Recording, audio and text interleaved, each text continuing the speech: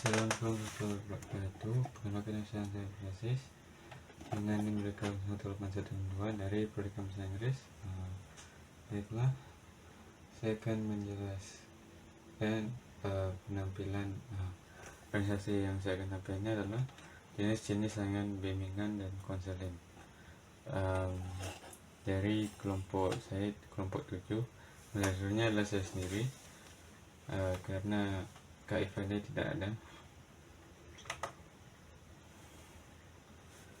Anggotanya adalah saya sendiri, Hamzah Aziz, dengan mereka 18162, dan juga Kak Ifade di Sepik 22129166 22129166.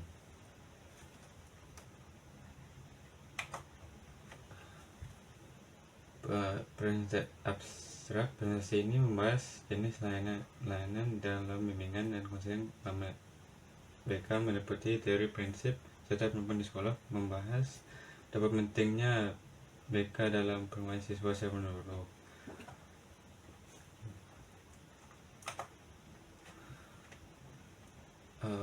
Latar belakang tujuan BK adalah mendamping sistemik dalam pendidikan modern, membantu siswa memahami diri, lingkungan, dan masa depan. Tujuan menjelaskan jenis layanan BK, pelayanan BK, pelaksanaan BK, menunjukkan manfaat nyata BK. Peningkatan dari konseling: 1. Psikoanalitik, 2. masa kecil bawah sadar, 2. humanistik, 2. Jason Maslow, potensi dan aktualisasi diri, 3. behavioristik dari Skinner dan Bandura, pembiasaan dan penguatan. Yang keempat, kognitif oleh Beck dan Ellis, pengaruh pikiran terhadap emosi. 5. Realisasi dari rasa tanggung jawab dan pilihan hidup. Pendekatan dipilih sesuai dengan karakteristik masalah konseling. Jenis layanan BK itu yang pertama, layanan orientasi. Pengertian orientasi: Praetno mengatakan, menurut Praetno, orientasi berarti hadapan ke depan, ke arah dan tentang sesuatu yang baru.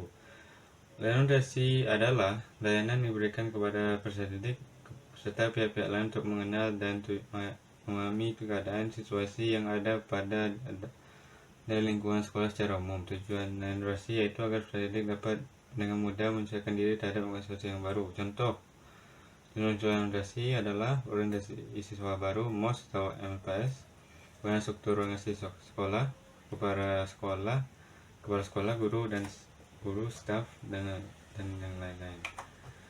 Yang kedua, layanan informasi. Layanan informasi adalah layanan bimbingan atau konseling yang memungkinkan peserta didik klien menerima dan memahami berbagai informasi yang dapat digunakan sebagai bahan pertimbangan dan pengambilan keputusan untuk pengembangan peserta didik.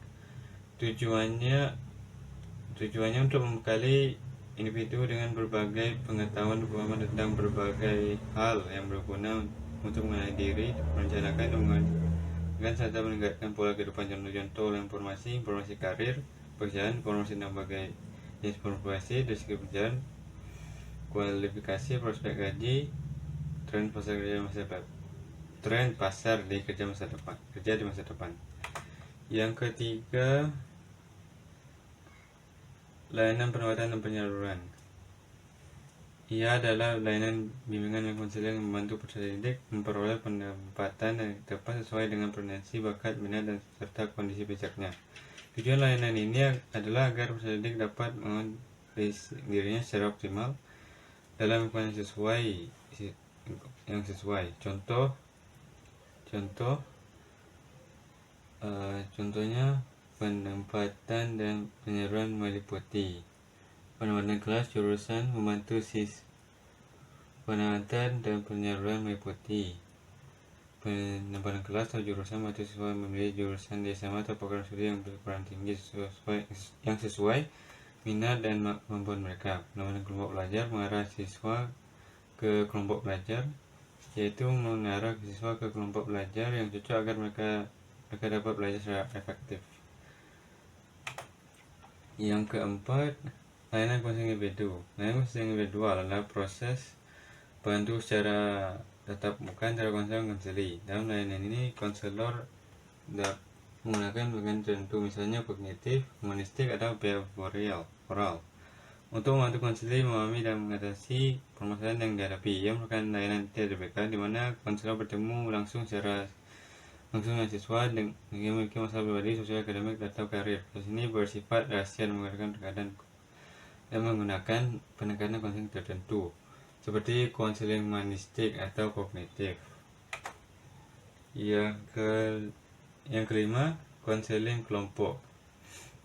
Ia adalah layanan bimbingan dan konseling yang diberikan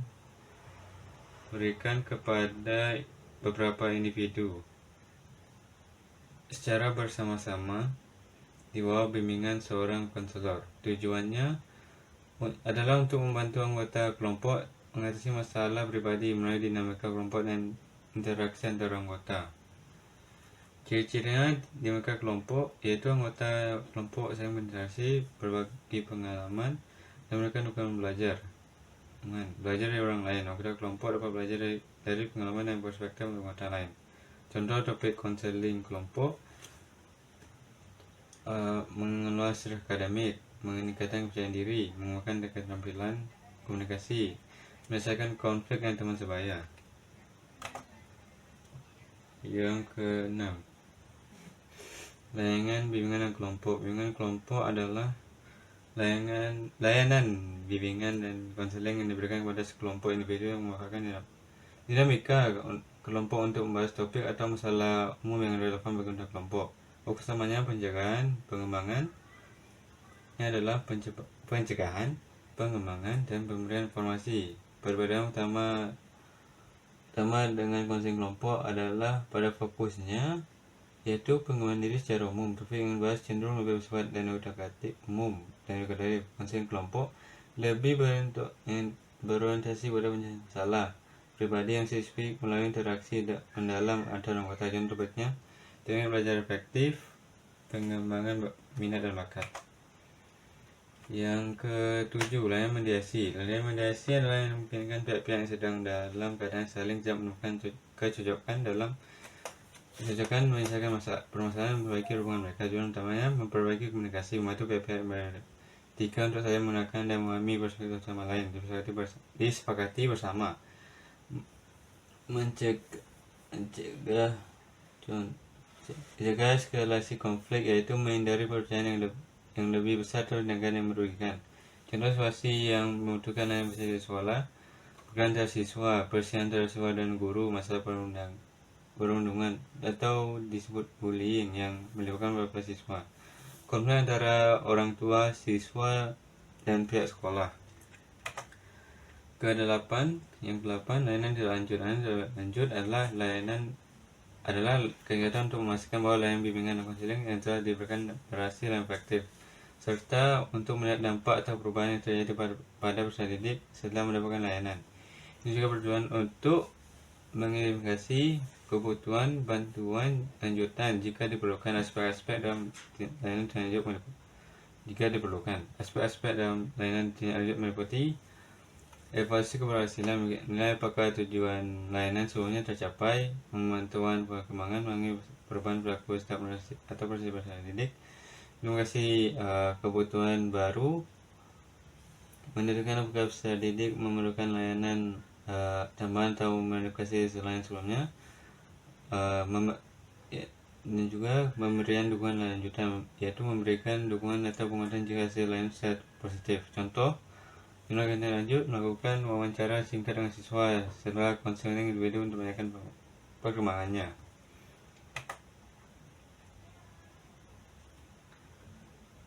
Layanan dasar. Layanan dasar adalah komponen utama dalam program bimbingan konseling yang dirancang untuk memberikan pengetahuan, pemahaman, dan pendampingan dasar kepada semua peserta didik. Ini peserta atau kelompok peserta didik tertentu selektif. Tujuannya untuk membantu peserta didik dalam Tujuannya adalah untuk membantu peserta mengembangkan potensi diri secara optimal dan mencegah timbulnya masalah. Layanan ini bersifat proaktif dan developmental. Layanan dasar bersama tambahkan oleh bimbingan klasikal, yaitu kegiatan bimbingan yang diberikan pada seluruh siswa kelas. Bimbingan kelompok saya jelaskan di poin 6. Aplikasi implementasi penggunaan alat untuk memahami karakteristik siswa, misalnya tes minat bakat. Contoh topik layanan dasar pengembangan diri, yaitu pengembangan diri dan identitas kami belajar efektif. Yang ke-10, layanan responsif. Layanan responsif adalah layanan bimbingan dan konseling yang diberikan kepada peserta didik yang memiliki kebutuhan atau masalah mendesak memerlukan penanganan segera. Ini bersifat kuratif, penyembuhan dan preventif, pencegahan terhadap masalah yang sedang